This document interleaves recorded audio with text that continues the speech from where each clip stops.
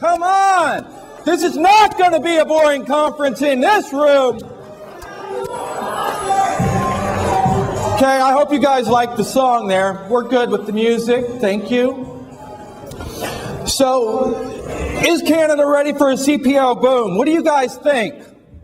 Yeah. Boy, you're going to have to liven up if you want to get the information out of these guys. So, is Canada ready for a CPO boom? Yeah. That's a little better. Luigi, what's your hobby? My hobby is keeping my kids out of trouble. So okay. Keeping them active and all the activities that they do with these kids. Okay. And Luigi, let me tell you, social media is not his hobby because I searched all over trying to find pictures of this guy for 2 days. And you can see the picture that I finally found. So, well, you're better looking than your picture, okay? All right, good. And Jamie. Jamie, we talked about Director of Pre-Owned Operations at Pfaff Motor Partners. Been at Pfaff for 12 years now, just over 12 years, taking care of all the pre-owned departments and all the facilities. And what about your hobby? My hobby is driving cars, racing cars. Anything to do with motors. So now I know how to pronounce, what is it? Pfaff. No, that's hard too. Yep, Pfaff. Okay. All right, excellent. All right, so guys, this conference is for you. So I want you to engage. I want you to ask questions. I want you to, if you've got a question, throw your hand up. We'll get you a mic, or either that, we'll get you to scream. Either way.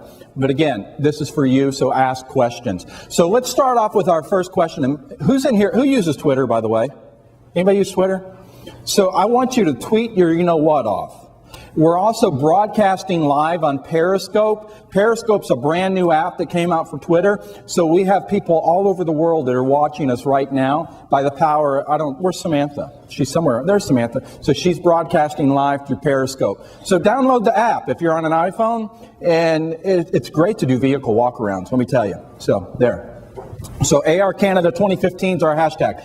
So let's start out with, why do you feel many dealers are hesitant to truly embrace and market CPO vehicles? Luigi, why do you think that is? Because it's work. If you think about Ow! New cars, they can order them from their desk. They show up to the dealership, they put them in the shop for a quick QBI. They can have them on there really quick. But for a used car, it's work. They have to find them, they have to find the right cars, they have to recondition them. They have internal battles between sales and the service department on how much they pay to have that work done. So I think a lot of dealers, they're either right into it or they're just on the cusp of getting into it. Jamie, what do you think? It's a big risk. Dealers have a lot to lose when it comes to pre-owned departments. Cars are not an appreciating asset. They only depreciate for the most part into a specialty vehicle or a classic vehicle. And unless you're really good at it, it's extremely tough to make money out of it. But if you're really good, you can make some good money. Brian? I think so too. I think the investment in time and energy sometimes gets lost in the shuffle in the dealership. You have your new cars, obviously from the manufacturer that we're pushing, but to be really good, like what we said here, you need to make sure that you're focusing on not only the cost, but really viewing it as an investment to your dealership and what that provides as the overall used service parts. Okay. So we say it's basically a lot of work, it's a risk, it's those type of things. But what about this morning? I had breakfast with a few guys, and they have a CPO program that they do everything for you. They go, they take the vehicle to Napa, they certify it for you. Everybody know what I'm talking about? Who did I talk to? You guys are in here. Raise your hand up. So talk to those guys. I mean, they take the work, they take the hassle out of it. So with companies like that, I mean, you guys are what, 4 months into it? 4 months into it, so they're taking all the hassle out of it. Why are dealers still hesitant to go with the CPO program? I mean, why? I mean, what do you think about that? Let's dive a little deeper into that. I think, if I may. Yeah, please. A lot of it has to do, when you actually sit down and you talk to usually dealer principals, when it comes to cost of how they view the used vehicle department. And in my opinion, what you see is some of them are not fully engaged in that side of the business.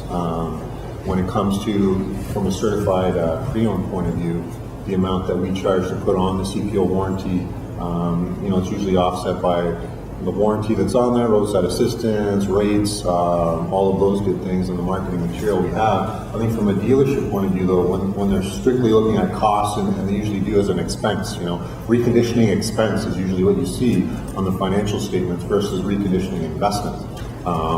When you go to purchase a house, you're a realtor, you say to me, hey Brian, if you give me 10 grand, I can give you 50 more.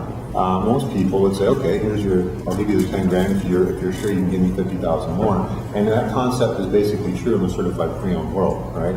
If you invest into that vehicle and you spend that money up front, the market is there. You just need to tell people about it. Hey, this is what we offer, and this is the benefits you get with it. So, by a show of hands, where's the dealers in the audience?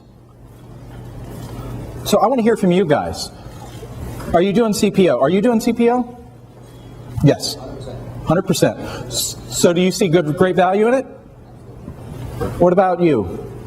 No. How come? What about for your used vehicles? No, we don't use the program. Okay. Anybody else? Any of the other dealers? I mean, is it a scary proposition, is what I'm asking you. Okay, so you guys are kind of quiet. Kind of hurt my feelings here. But anyway. So what can we do to help dealers understand the benefits? I mean, what can happen? Should it come from the manufacturer level? Should it come from the guys that's new into the program here? I mean, what can be done to help dealers understand the benefits? So I think that what we can do as OEMs is show them the revenue points, where all the points of revenue that they can earn. Because I think most dealers that we've taken from not being interested in CPO, being highly interested in CPO, is to show them all the different revenue, all the rebates, all the things that we make, that we put into our programs to encourage dealers to do the business. Once they start doing it, then they don't need convincing anymore.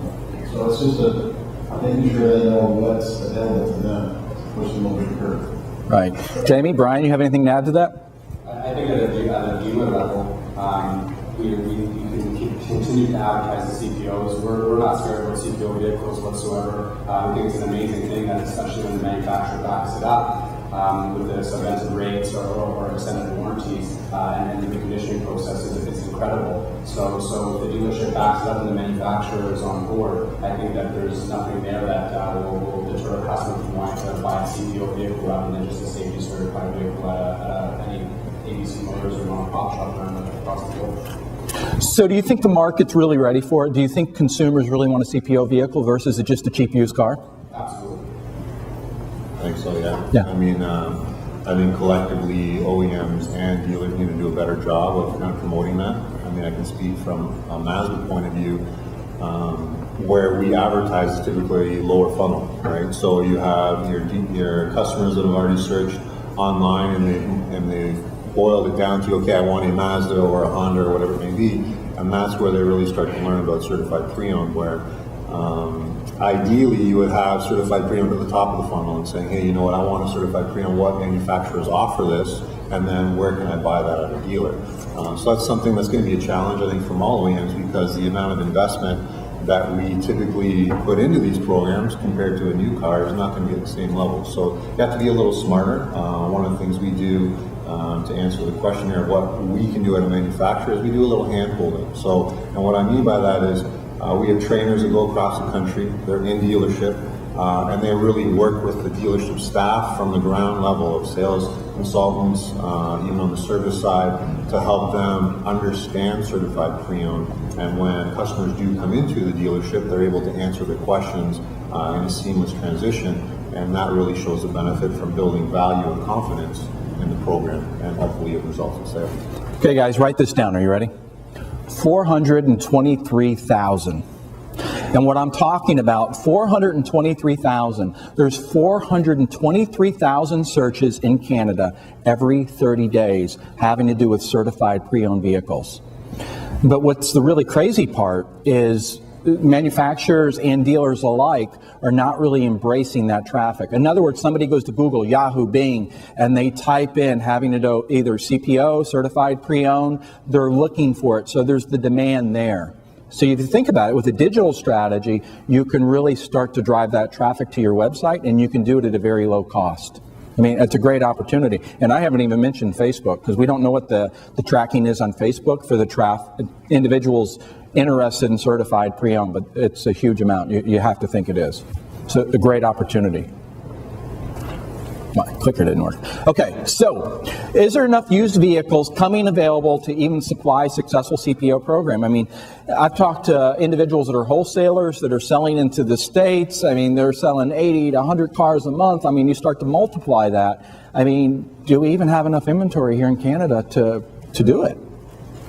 I think this year, with the lease return starting to increase, we have a better population of vehicles that dealers can draw upon for CPO. One of the things that dealers need to do is they need to become more resourceful at finding the cars themselves, because the lease cars are not always going to be there, off-rental cars, so they need to be more actively involved in getting those customers back, their own customer base, and bringing them back in and turning those cars over faster to give them their own supply. Okay. You guys got any ideas of how they could get their own customers back in? I mean, what could they do?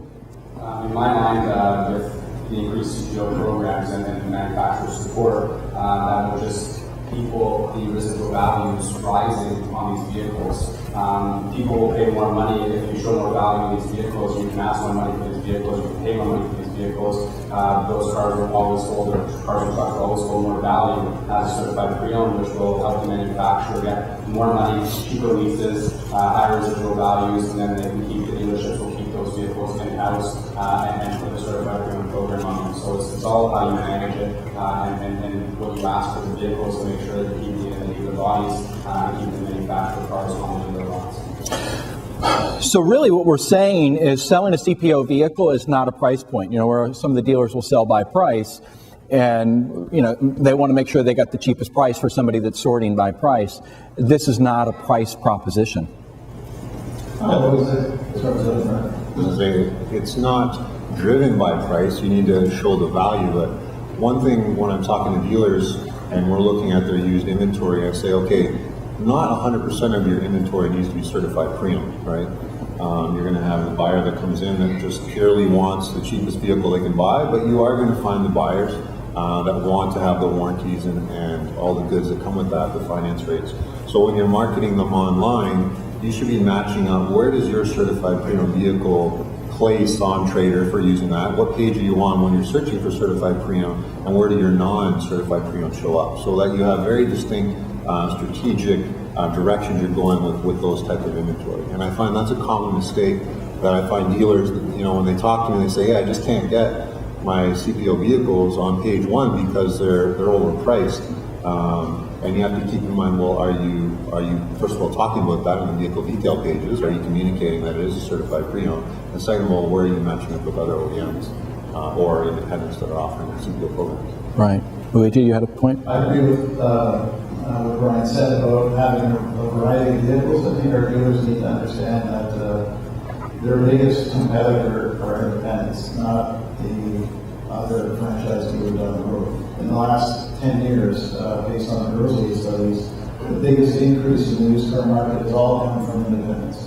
And they're becoming more sophisticated. They have facilities, they have financing, they have warranties. They're emulating what new car dealers do. So we have to go back to our grassroots and make sure that customer comes to a new car dealership, they're given a new car experience.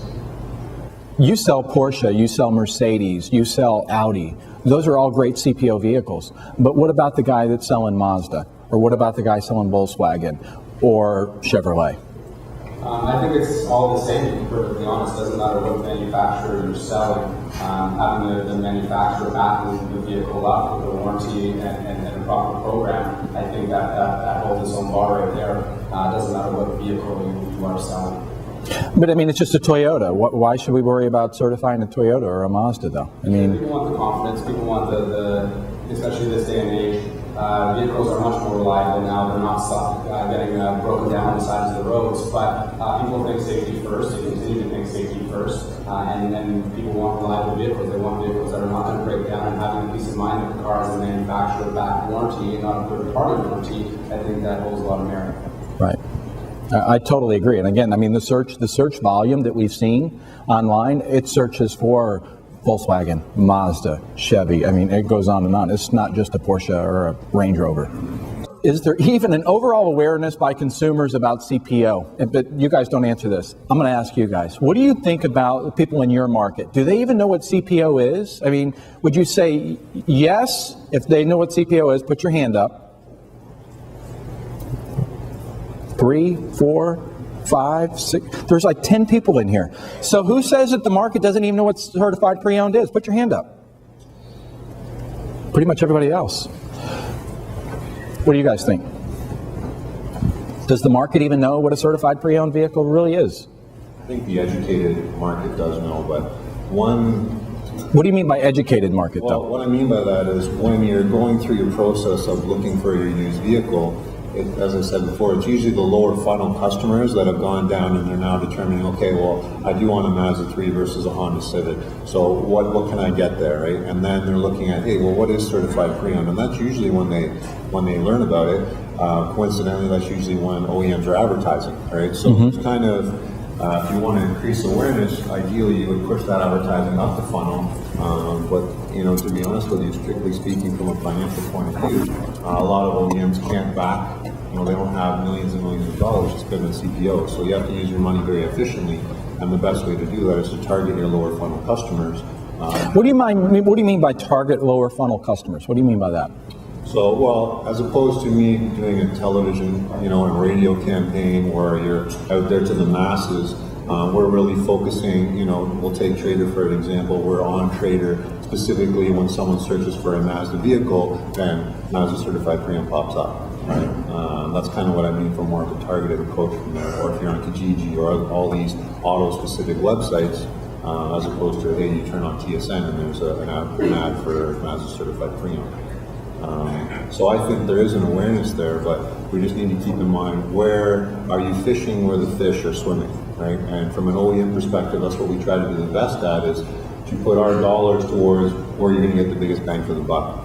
And from all the research we've seen and all the studies we've done, the best way to do that is to focus primarily digital. So at Mazda, it's 100% digital where we advertise, and it is with sites, like the Auto Trader, the Kijiji of the world, to really go where most of the volume is. I think most of you guys know, in a digital front, when you're doing digital strategies, let me kind of back it up. Let me get kind of creepy for you for a minute. Who in here has a smartphone? Who's got an iPhone or a Droid in their pocket? All right, cool.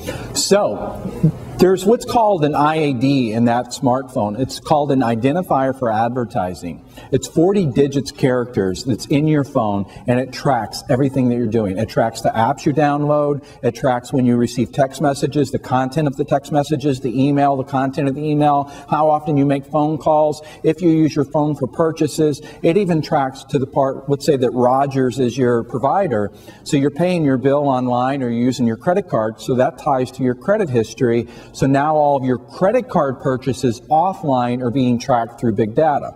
The reason that I tell you this, though, is with a digital strategy, what Brian's talking about, and I mean, this is available to anybody. I mean, an independent, a franchise dealer, it doesn't make a difference. When you do a digital strategy, I mean, we do it all the time, you can target individuals that are showing the digital body language, the behavior that they're interested in a certified pre-owned vehicle.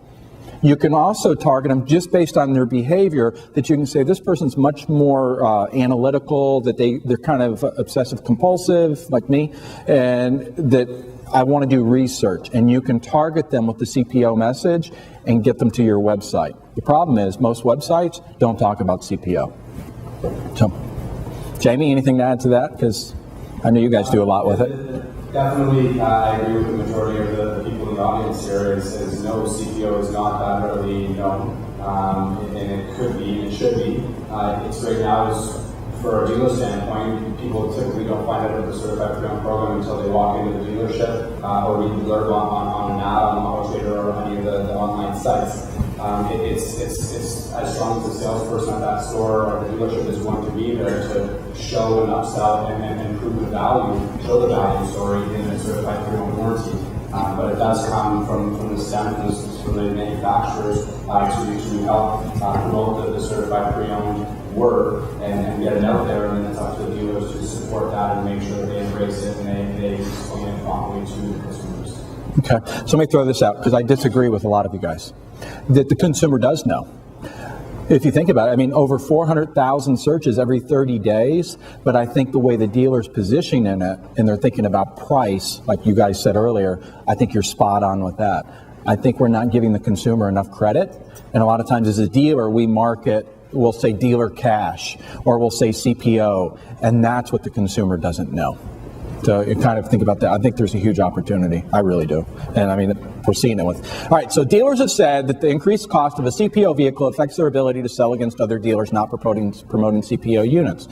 So we kind of already covered this a little bit, but let's dive a little deeper. I mean, what can a dealer do? Customers that are looking solely at price, a new car dealer will have a few cars that will attract those people. Once those people are at the dealership, then you have the opportunity to educate them on programs for those that are already educated. The ones that are, I think they're just going to be looking for CPO vehicles. They're probably not even going to pay much attention to cars that don't have a CPO. And if they don't have a CPO, they'll probably go to the dealer and ask them, what kind of warranty or financing do you have available. So I agree with you. I think customers are not a pushover and they know what they want, and they have the benefit of searching online and find exactly what they want. When you dig down a little deeper, you actually find most dealers, in my opinion, already recondition their vehicles to CPO standards. They just don't know that, right? When you have, especially a franchise dealer versus an independent dealer, just the perception from the customer is that that vehicle has already been reconditioned to a high standard. So when you sit down and you dig down, are they doing that? Most of the time they are. But one of the things I challenge them with is, do you track your reconditioning by model, by make? So that when you are appraising a vehicle, okay, for this 2012 black Mazda 3 GT, I know I'm spending about this much. So you can appraise the vehicle a little more smartly. When it's on your lot, you've accounted for that already.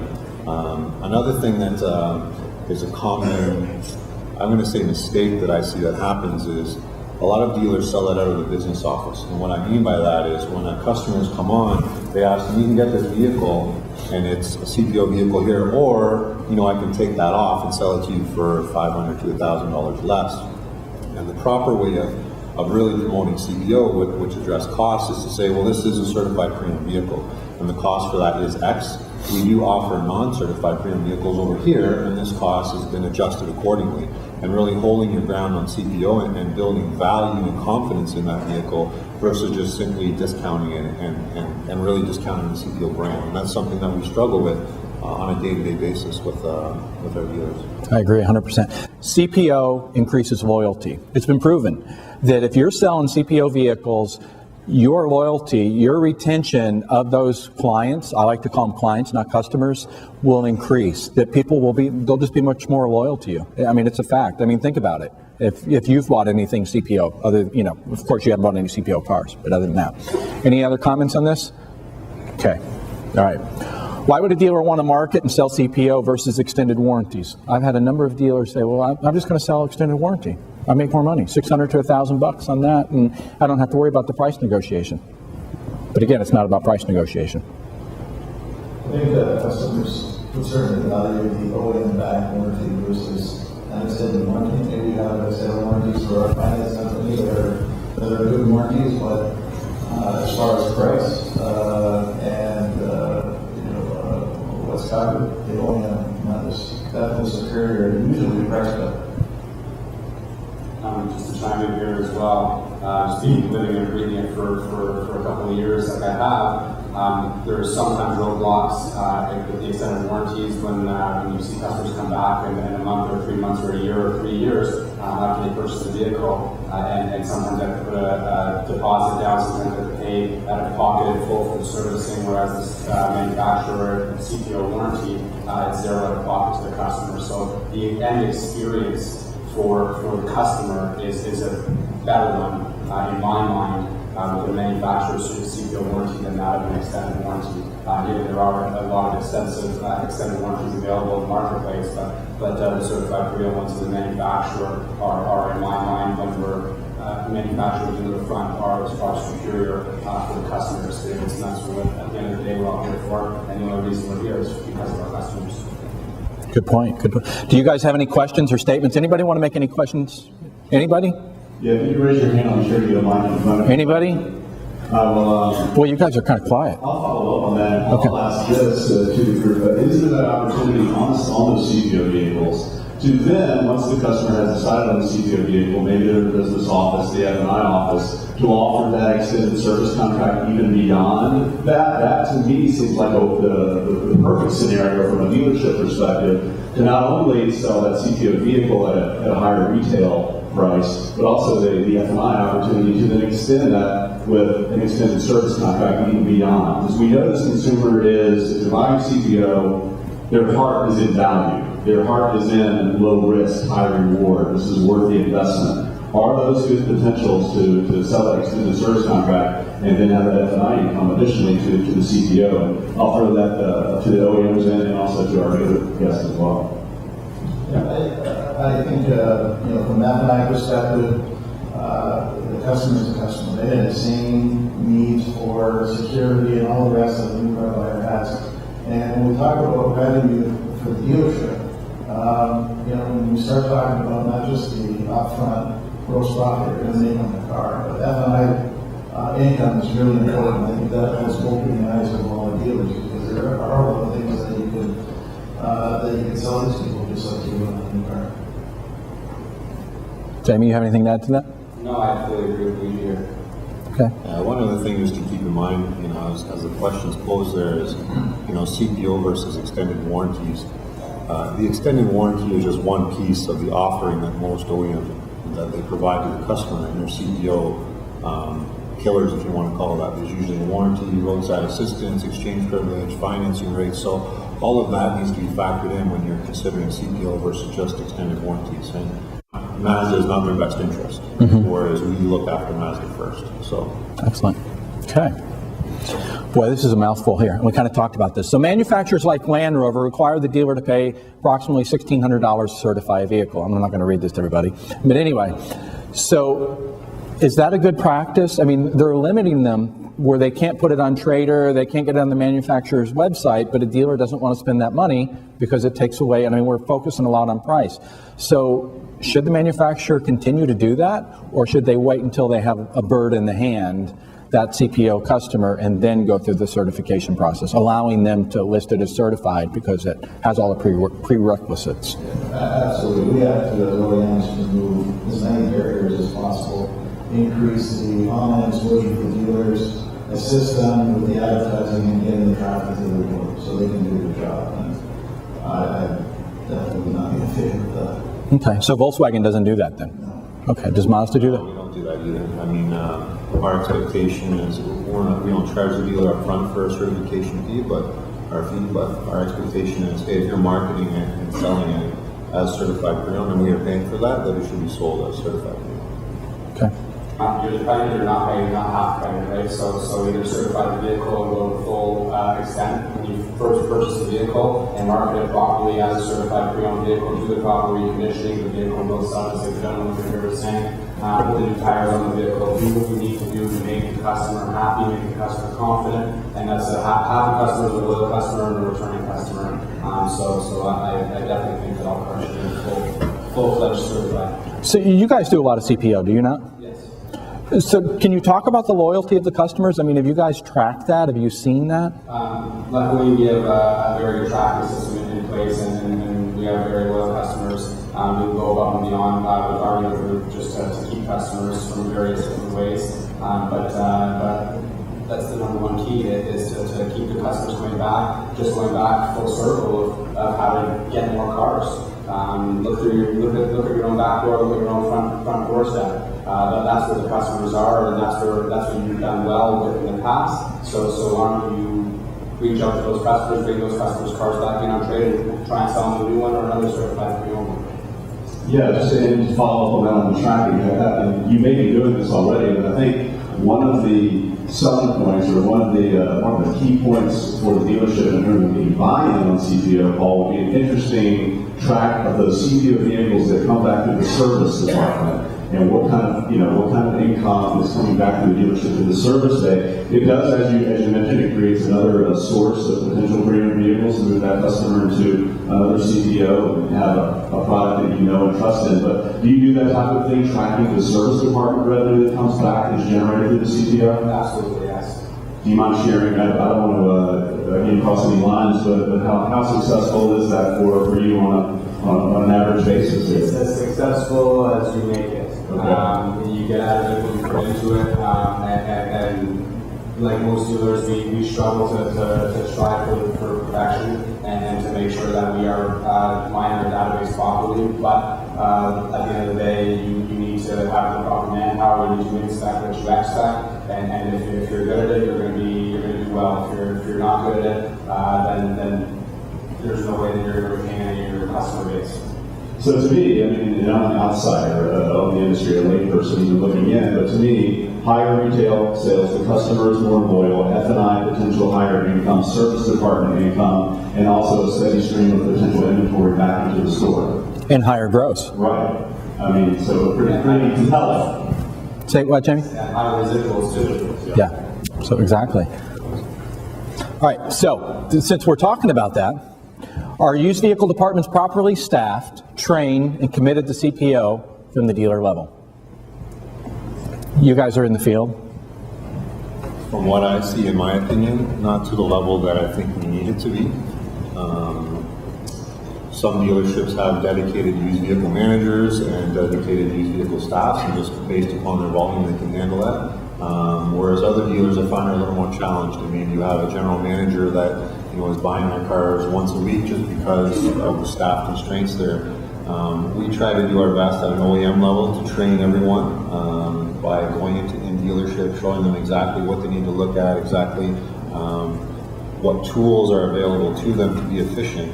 But I think that is one area where, in my opinion, dealers can maybe invest a little bit more on the used vehicle side, specifically from the import side of what I've seen. I think for any national market dealer, they absolutely need to have a criminal manager, and there should be no reason why they don't have one. They need to have dedication, not only from a sales standpoint, but also to acquire vehicles. A lot of dealers fail at being able to acquire vehicles on a regular basis, get them through the shop, and get them frontline ready quickly.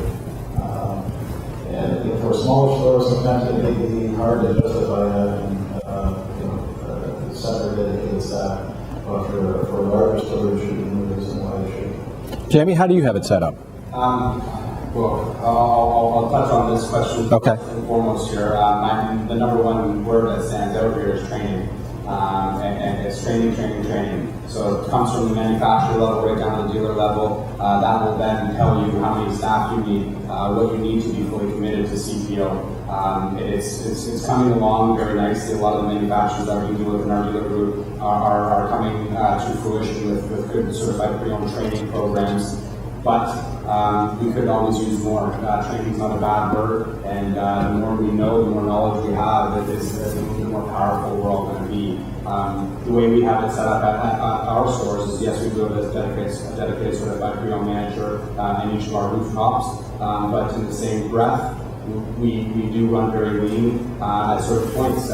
We're the backbone of that department. We're doing trade appraisals, or we're getting pulled in 5 million different directions at any given time. So is it a difficult position to fill? Absolutely. And our dealers understaffed? To an extent, yes. I don't necessarily think that they're understaffed. I think that the staff focus could be adjusted a little bit to help take care of the CPO. How many CPO cars are you guys selling a month? Can you share that?